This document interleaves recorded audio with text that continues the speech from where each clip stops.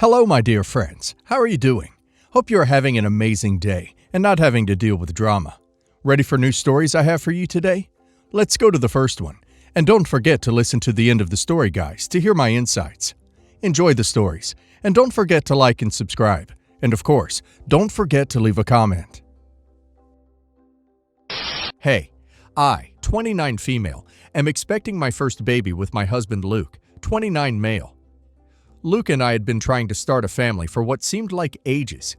It was a tough journey full of waiting, trying, and disappointment. After many doctor appointments, tests, and feeling like we had exhausted every option, we finally received the news we had longed for. I was pregnant. It felt like a dream come true, but what should be a joyful moment for us has become a strange nightmare because of my sister-in-law Lila, 34 female. Lila has had a tough time with relationships. She was married to Joe until a few years back. Then she had an affair with Joe's brother, which caused a messy divorce that shocked everyone. Lila seemed surprisingly calm about it, while Joe took it very hard. He moved away, remarried, and has not looked back. Lila, however, has stayed single and still seems to hold on to Joe's memory, acting as if he is still a significant part of the family despite her past actions. When I announced my pregnancy, Lila was initially very excited and wanted to be involved. I thought she was just happy to be an aunt, which was nice, but soon her excitement turned odd. After I shared the news, she began suggesting baby names. At first I thought it was normal family enthusiasm, but then I noticed that every name was a variation of Joe. They were not exactly Joe, but they clearly referenced him. She kept insisting that it would mean a lot to the family to honor him. I felt uneasy about it, especially given how things ended between her and Joe. Luke and I had already agreed not to name the baby after anyone in the family. We wanted something new and different. When I tried to bring this up to Lila gently, she looked hurt and almost offended. She said she thought it would honor the family's history and be meaningful for everyone. I felt awkward, but remained polite, telling her we would choose the name ourselves. I thought that would be enough for her to understand, but it was not. Lila kept insisting, sending us baby name lists all tied to Joe. Even after I had set my limits, she would say things like this would mean a lot to the family, or claim that Joe would be honored to have his name used. It was tiring, but I thought if I just ignored it, she would eventually drop it. That was a mistake. About a week ago, things got really concerning. I had a minor issue with my pregnancy, and my doctor gave me specific medication to help it. It worked well, and I made sure to follow all the guidelines. One day I mentioned to Lila that I was going to get a new prescription, and she offered to pick it up for me while she was out. I appreciated her help since it saved me a trip. The day after I took the medication Lila picked up for me, I started feeling really unwell. I was dizzy, nauseous, and just felt off. I thought it might be a new pregnancy symptom, but my condition worsened and I had to go to the ER. After some tests, the doctors found out that the medication was not what I was prescribed. It was a much stronger dose that was not safe during pregnancy. Initially, I assumed it was a pharmacy error. However, I could not shake the feeling that something was wrong since Lila was the one who got the medication. I called her to see if she noticed anything strange. Her answer shocked me. She joked at first, saying she chose a stronger dose on her own because she wanted me to pay for not choosing to name my baby after her ex, and she started laughing. Then she went on to say that she got a higher dose because she thought it would help me more. She said it so casually, without any concern for the possible consequences. I was really angry. I ended up in the ER, and she did not seem to understand how serious her actions were. She claimed she just wanted to help. I told her what she did was illegal and dangerous, and it could have harmed me and my baby. Only then did she start to apologize, but it felt insincere. At that moment, I knew I had to take action. After talking it over with Luke, we decided to pursue legal action. We filed a police report, documented everything, and informed her that we were pressing charges for tampering with my medication. I felt this was the only way to make her realize how serious the situation was. This situation has definitely caused a big rift in the family. Lila is trying to present herself as the victim, saying she didn't know it would hurt me, but I cannot accept that. If she really cared about my health, she would not have changed my medication without telling me, especially while I'm pregnant. Some relatives believe we are being too extreme by involving the police, arguing that she was just trying to help. However, tampering with medication is serious, and good intentions do not excuse that. Now, I am feeling torn. I worry I might be overreacting, especially since some family members are upset with me and say it is damaging our family. Yet I also feel that she crossed a serious boundary that cannot be overlooked. What she did could have harmed me or my baby. If I let this slide, it would feel like I am allowing her to interfere in my life and put our safety at risk just because she thought she was helping. I dislike that it has come to this, but I feel like I have no choice. Maybe facing legal consequences will help her understand how serious her actions were. Still, I am questioning everything, and I would really value some outside opinions. So, Reddit, am I the idiot for taking legal action against my sister-in-law for tampering with my medication, just because I refused to name my baby after her ex? Not an idiot, and frankly, this is terrifying. This wasn't a misunderstanding or an accident.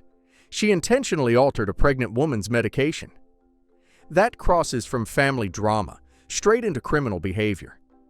The name obsession was already disturbing, but this shows she's unstable and willing to put OP and her baby at risk to feel some sense of control or revenge.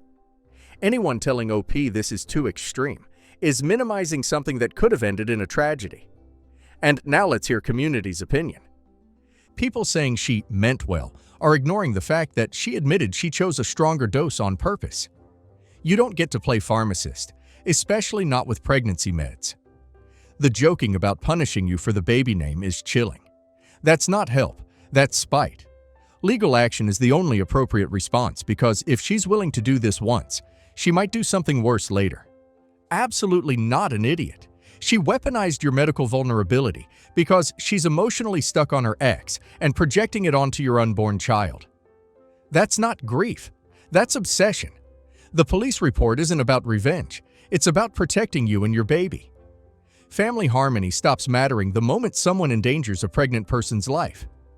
I hate when families cry, "You're tearing us apart," instead of asking why one person felt entitled to alter medication without consent. You didn't cause this rift, her actions did. Pressing charges isn't overreacting. It's setting a hard boundary that says your body and your child are not tools for someone else's unresolved trauma. Stay firm and keep her away from you. Update 1. Hey everyone. First, I want to thank you all for your concern about my health. It means a lot to me. I am feeling much better now. Thankfully, my doctors have been keeping a close eye on me, and I am back on my original prescription, which is safe for my pregnancy. I wanted to update you on my situation with my sister-in-law, Lila. After I mentioned taking legal action against her for messing with my medication, since my last update, things have changed in ways I did not expect. I was still processing what Lila had done while dealing with the fallout. Lila reached out to me. She called to apologize, saying she didn't mean for things to go that far and thought she was helping. At first, I wanted to trust her. I thought she might really feel sorry for messing with my medication. But just when I was ready to accept her apology, she said something that completely caught me off guard. In a dismissive way, she mentioned that I should see she only wanted to help. It felt fake, like she was trying to shift the blame instead of taking responsibility. That was not even the worst part. Soon after our talk, I started hearing rumors from other family members about what Lila had been saying. She was telling people that my baby was not Luke's. She claimed this was why I did not want to name the baby after a family member. I could not believe it.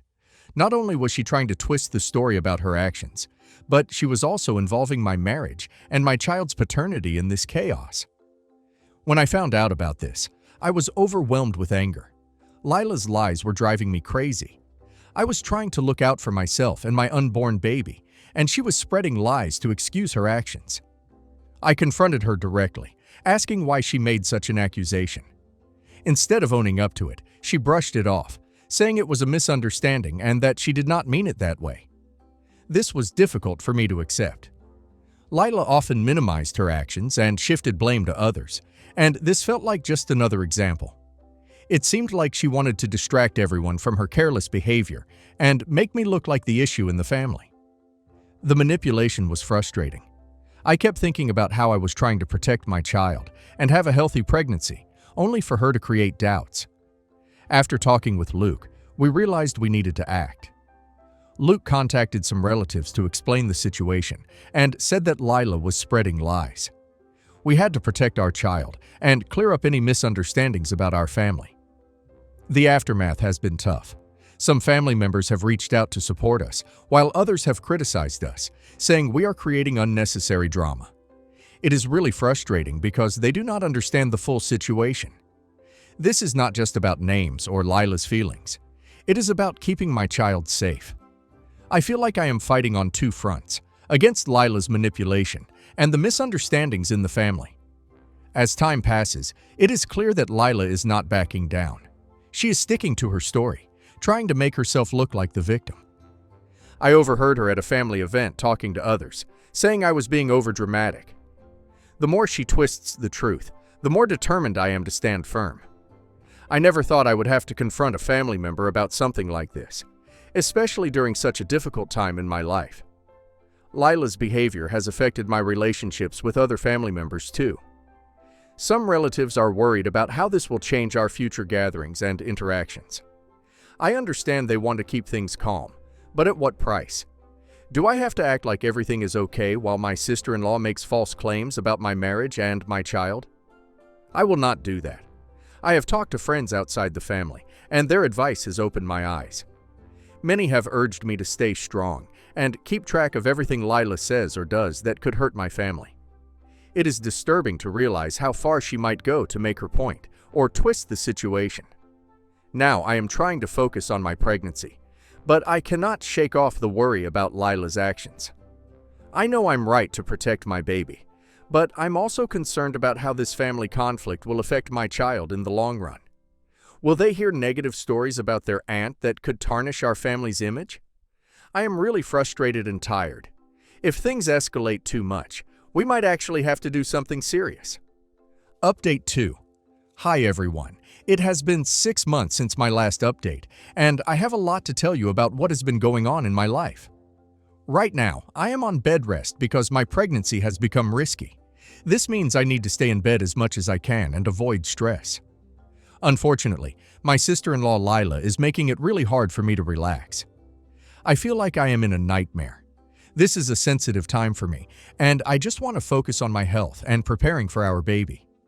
Instead, I am constantly worried about what Lila will say next. Luke has been incredible through all of this. He supports me every day and helps me feel safe. He sees how much this is affecting me and has tried to confront Lila about her actions. After months of watching me struggle, he finally decided he could not take it anymore. He and his parents called Lila to tell her to stop spreading lies. They warned her that if she did not, they would cut her off completely. We all hoped this would make her understand how serious it was and change her behavior. Unfortunately, it had the opposite effect. Lila refused to listen and instead made things worse. She acted like the victim, saying we were overreacting and that she was only trying to help, whatever that meant. It was hard to believe she could twist the truth like that, especially after her past actions. I knew I had to look out for myself and my baby, but it was draining. A few days later, Lila came to our house. I was resting in bed when I heard loud banging on the front door. Luke answered, but before he could respond, she barged in. I was scared. She started shouting, accusing me of ruining the family. I was terrified, and I realized how serious things had gotten. Luke quickly stepped in front of me, insisting she leave. I appreciated him stepping up, but it made me see how dangerous the situation was. After Lila finally left, I was terrified. I did not know what she might do next, and I hated feeling this way in my own home. After discussing it with Luke, we decided we needed to take strong action. We had to protect ourselves from Lila. We agreed to seek a restraining order against her. This was something we never thought we would do. It felt drastic, but we could not ignore the reality anymore. We needed to ensure our safety, especially with the baby coming. Getting a restraining order is not easy. We needed to consult a lawyer who guided us on the steps to take. We began collecting evidence of Lila's behavior. It was hard to remember all the messed up things she had done and said, but we knew it was important. We recorded every instance of her spreading lies and making threats. Meanwhile, my anxiety got worse. Being on bed rest gave me too much time to think, and I worried about how Lila's actions could affect our baby. I also considered how this might change our family relationships in the future. The thought of raising a child in such an unstable environment was scary. At the same time, Lila kept going. She continued to spread her awful rumors. I started hearing from other family members about what she was saying, which made me feel ill. I wanted to enjoy my pregnancy, but instead I was caught up in this chaos. Luke did everything possible to protect me from the situation. He reached out to relatives to explain what was happening and to clarify any confusion. Some family members were supportive while others were not. Some claimed we were creating too much drama by pursuing legal action and suggested we should just get along. I found this frustrating because they did not understand how serious Lila's behavior was. This was not just family gossip, it was about our well-being and safety. Lila's actions have impacted our relationships with other family members too. Some are concerned about how this will affect future family gatherings.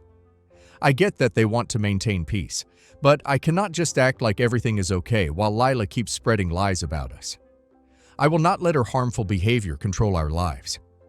I have also started confiding in friends outside the family about the situation. Their support has been invaluable. They encourage me to stay strong and keep a record of Lila's actions. They helped me realize that I am not overreacting and that I have every right to protect my child. It is reassuring to have a support network beyond my family, especially when things feel so overwhelming. We are working on getting the restraining order, but I'm also trying to concentrate on my pregnancy now. I really hope we get the restraining order, because having Lila in our life is becoming a hazard for everyone. I will update you guys with the results. Update 3. Hey everyone, it has been a few weeks since my last update, and I have a lot to tell you about what has been going on. We finally got the restraining order against Lila, which is such a relief, but before that things got really scary and I want to share that with you. Before we got the restraining order, Lila made a big mistake by emailing me. In her message, she threatened to hurt me and my baby if I went through with a restraining order. I was stunned. It was hard to believe that someone I thought of as family could say something so mean and threatening. It felt like she was trying to scare me into giving up. The email was full of accusations, saying I was the one ruining the family, and I could hardly believe what I was reading. Reading that email made me feel so weird. I felt scared and angry. How could she think it was okay to threaten me? It was tough not to let the anxiety take over. I kept worrying about how her threats could impact my pregnancy and my mental health. I could not let her control my life anymore, especially when I needed to focus on my health and getting ready for my baby. Luke was understandably angry when I showed him the email. He could not believe Lila would go this far. He immediately told me to keep it as evidence. He knew we had to take her threat seriously, so we started planning to talk to our lawyer. It was draining to deal with all of this while trying to stay positive during my pregnancy, but I knew I had to be strong for my baby. While we were working on the restraining order, I could not stop thinking about how much Lila's actions had changed. What started as a dumb argument had turned into real threats, and I felt really hurt. I had always seen her as family, but now she seemed like a stranger who wanted to harm us instead of help. After some tough days, we finally went to court to file for the restraining order. I was anxious, but knew it was necessary. With the email as proof, I hoped the judge would see how serious our situation was. During the hearing, I shared everything that had happened, from the medication, to the rumors, to Lila's threats. I noticed the judge paying close attention and taking notes. When we got the restraining order, it felt like a huge relief. However, I understood this was just the beginning of a long journey. Even with the restraining order, I still feel uneasy. Lila had already shown how unpredictable she could be, and I worried she might try to reach out to me again, especially since her behavior had become so erratic. The idea of always looking over my shoulder is tiring. I want to enjoy my pregnancy, but instead, I am filled with anxiety. Luke and I talked about how to proceed. We knew we needed to keep our distance from Lila, but we also wanted to avoid isolating ourselves from the rest of the family. It was a delicate situation. We realized we had to be careful about what we told our relatives. We did not want to involve them in the drama, but we also needed to protect ourselves. Since getting the restraining order, it has been a bit of a roller coaster. We have to think about how to handle future family events, especially since Lila knows how to twist situations to make herself look like the victim. Friends who still talk to her say she is trying to gain sympathy, claiming we are overreacting and that I'm trying to turn everyone against her. It frustrates me that she continues to spread lies about us. Whenever I hear from family about what Lila is saying, I feel anxious and upset.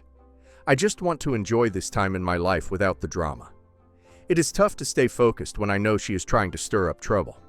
I have to remind myself that I am not the issue here. I am doing my best to protect my family, and I will not let her control our lives any longer. Update 4. Hi everyone. It has been a few weeks since my last update, and I have a lot of updates to share. First off, we had our baby last month, and I could not be happier.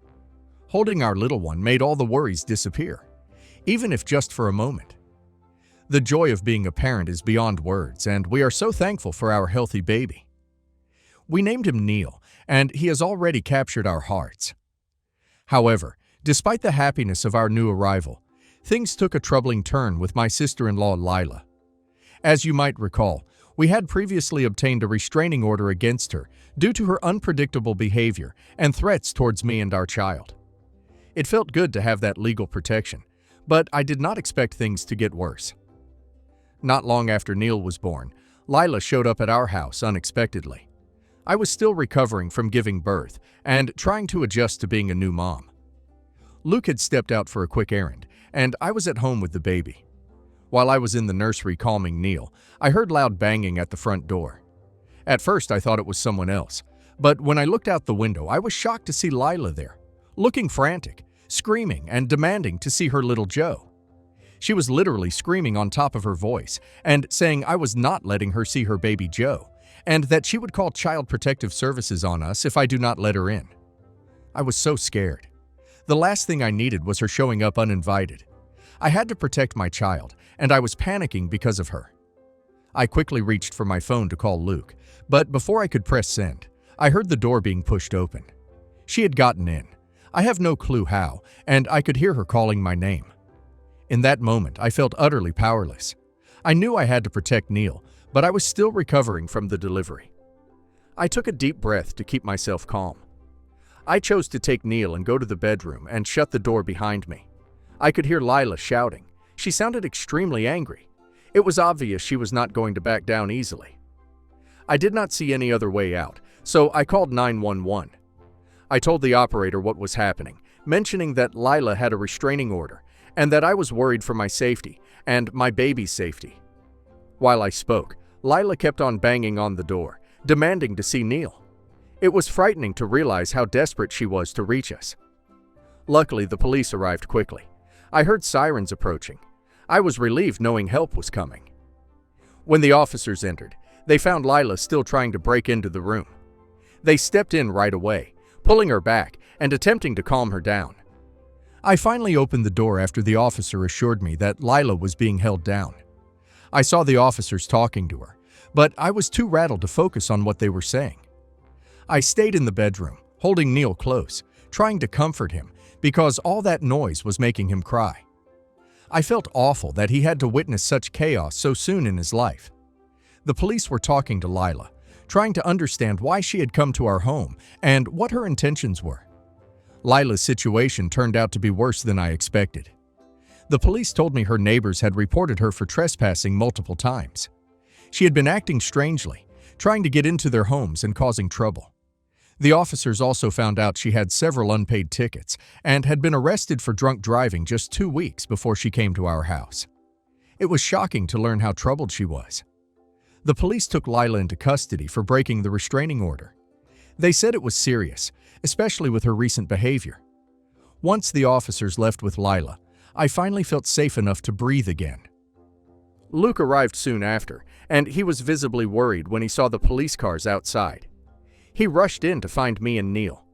As soon as he walked in, I felt a huge weight lifted off my shoulders. I explained everything that had happened. Luke was furious that Lila had come to our home, but he was thankful the police had taken care of it.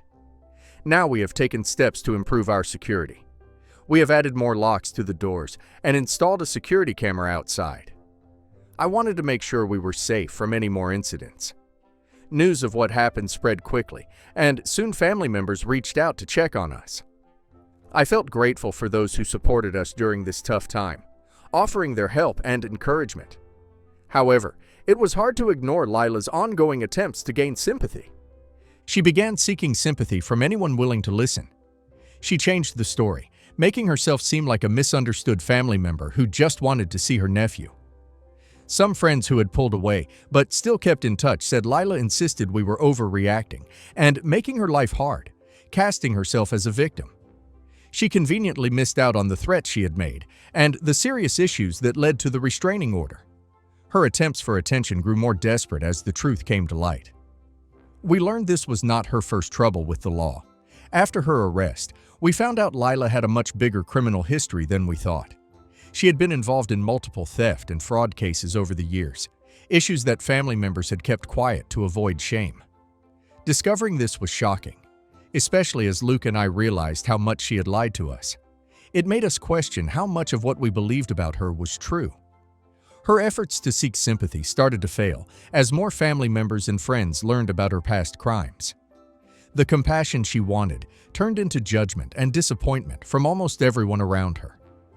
Realizing she had crossed many lines and put her family at risk for her own pride, most people decided they were done with her. They understood that the situation was much worse than she had claimed, and her lies fell apart as her criminal record and erratic actions became known. Now with Lila back in jail due to her latest offenses, she is cut off from most of the family.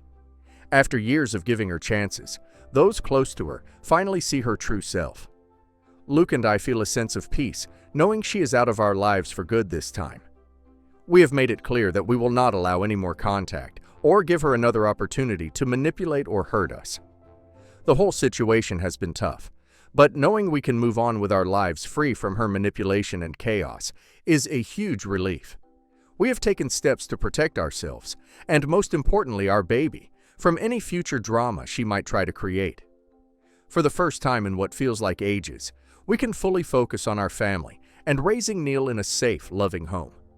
Lila is finally out of our lives, bringing peace to our home after months filled with stress and fear. Luke and I can now focus on creating a safe and loving space for our child, away from the chaos and manipulation Lila caused. The support from our family and friends has been very helpful, and it feels great to know we all agree on keeping strong boundaries.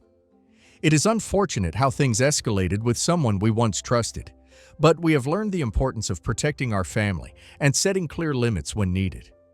It is comforting to know that Lila and her past actions are no longer part of our lives, and we do not have to worry about her causing more issues.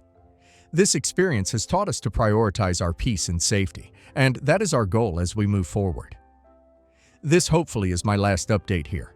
Thank you to everyone who reached out to me and supported me throughout this time. I really needed a stranger's opinion on whatever was going on to make sure it was not just me who was losing my mind. Everyone who commented on my posts were of great help.